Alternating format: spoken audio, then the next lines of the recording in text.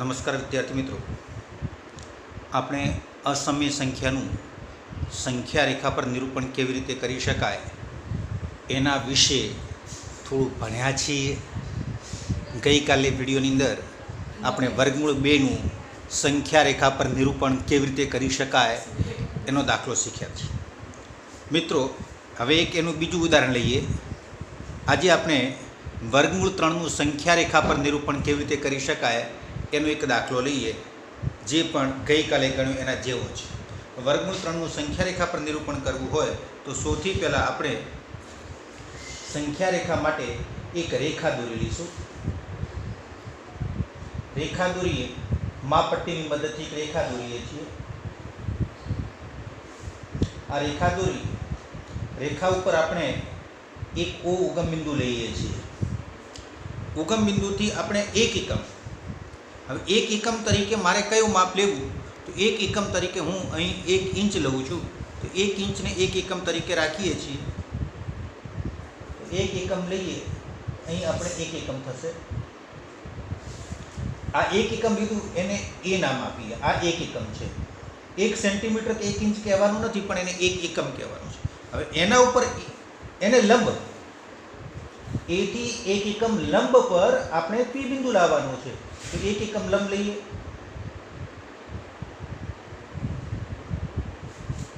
આ પી બિંદુ લાયા અને બંનેને જોડી લઈએ. આ આપણો ત્રિકોણ બન્યો, એક એકમ. હવે આપણે પહેલાં તો વર્ગમૂળ 2નું જે સંખ્યા રેખા પર નિરૂપણ કર્યું છે ત્યાં સુધી ગઈકાલે શીખ્યા એ રીતનું તો ઉદાહરણ આપણે સેમ ટુ સેમ ગણવાનું છે.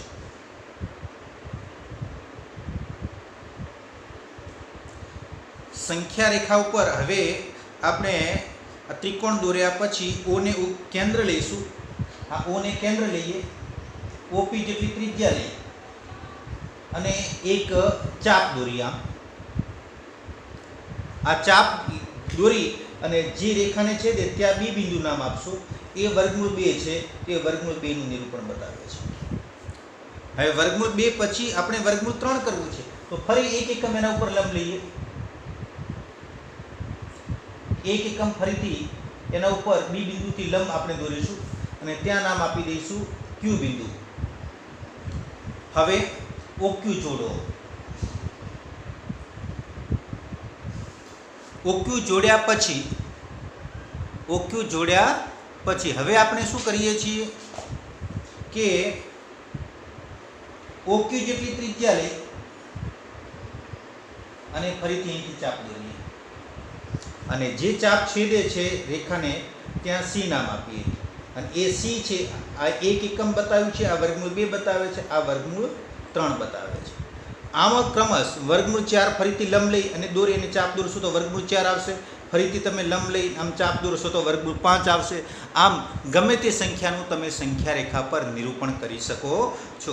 ધીમે ધીમે આગળ વધી શકો છો. હવે આજે આપણે આ દોર્યા પછીની ગણતરી લખી દઈએ. રેખા એલ પર ઓ ઉગમ બિંદુ છે. ઓ ઉગમ બિંદુ લો. હવે આપણે અહીં ડાયરેક્ટ જ આટલી ગણતરી લખી દીધી, તો અહીંથી લઈ લઈએ. ઓ બી બરાબર વર્ગમૂળ 2 એકમ. આ કેટલું છે? વર્ગમૂળ 2 એકમ. અને બીક્યુ બરાબર 1 એકમ. 1 એકમ લો. અહીં ત્રિકોણ કયો ને? ત્રિકોણ ઓ બી ક્યુ.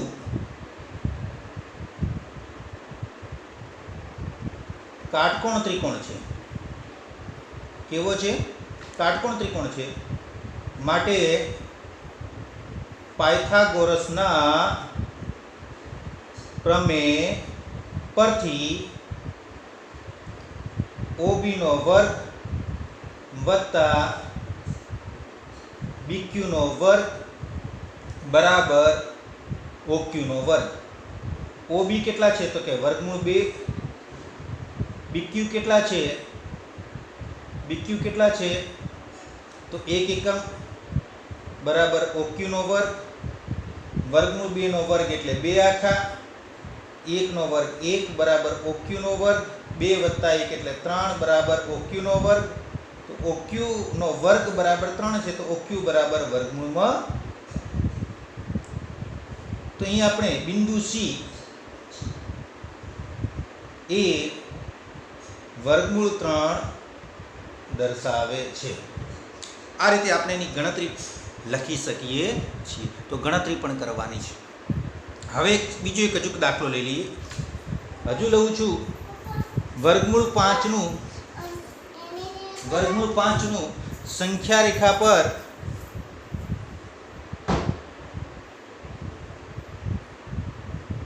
નિરૂપણ કરો. આઈએમપી પ્રશ્ન છે. વર્ગમૂળ 5નું સંખ્યા રેખા પર નિરૂપણ કેવી રીતે કરી શકાય? બહુ અગત્યનો પ્રશ્ન છે. હવે એ પ્રશ્ન આપણે શીખીએ. તો અહીં આપણે વર્ગમૂળ 5 માટે સૌથી પહેલાં માપપટ્ટી લઈ અને એક રેખા દોરીશું.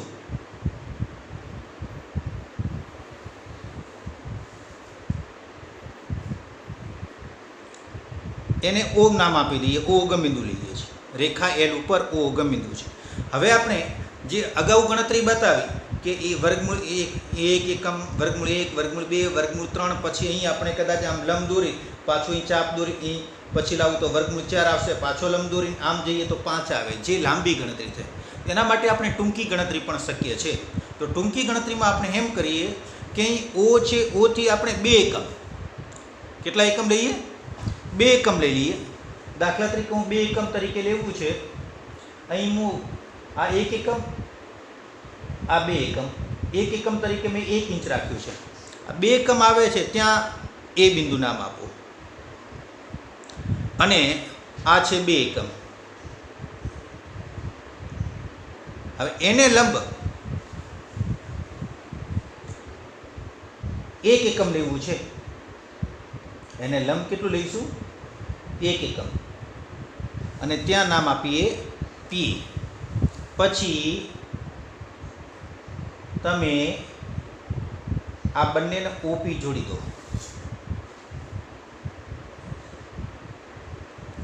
OP જોડી લઈએ. હવે ગણતરીમાં કઈ રીતે કરવાનું છે? તો OP જેટલી ત્રિજ્યા લેવાની,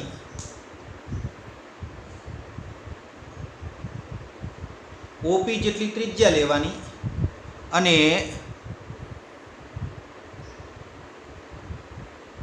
OP જેટલી ત્રિજ્યા લઈને ચાપ દોરવાનો, અને ચાપ જ્યાં છેદે ત્યાં B નામ આપીશું. એ B છે વર્ગમૂળ 5 દર્શાવે છે. કેવી રીતે જોઈએ એની ગણતરી જોઈએ. સંખ્યા રેખા પર O ઉગમ બિંદુ છે.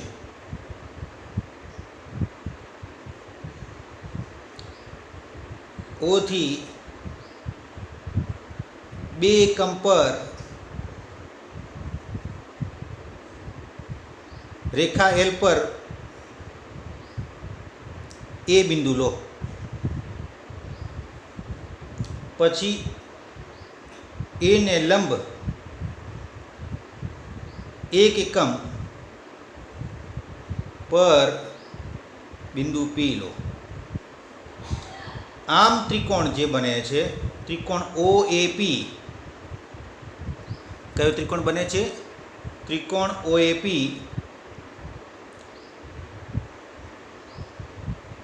કાટકોણ ત્રિકોણ છે. કેવો ત્રિકોણ બન્યો? કાટકોણ ત્રિકોણ. હવે કાટકોણ ત્રિકોણ બને એટલે પાયથાગોરસના પ્રમેય પરથી, તો પાયથાગોરસના પ્રમેય ઉપરથી લઈ શકાય કે બાજુનો વર્ગ OA નો વર્ગ પ્લસ AP નો વર્ગ, બાજુનો વર્ગ પ્લસ બાજુનો વર્ગ બરાબર કર્ણનો વર્ગ OP નો વર્ગ. OA કેટલું છે? 2 એકમ. AP છે 1 એકમ બરાબર OP નો વર્ગ, આમ નામ રાખીએ. 2 નો વર્ગ 4 પ્લસ 1 નો વર્ગ 1 બરાબર OP નો વર્ગ. માટે OP નો વર્ગ બરાબર 4 વત્તા 1 એટલે 5 થશે. 5 થયા. વર્ગને દૂર કરવું તો વર્ગમૂળ લેવું પડે, એટલે કેટલું આવ્યું? વર્ગમૂળ 5. એટલે અહીં આપણે જે છે બિંદુ બી એ એનો જે ચાપ દોર્યો એના ઉપરથી બિંદુ બી એ વર્ગમૂળ 5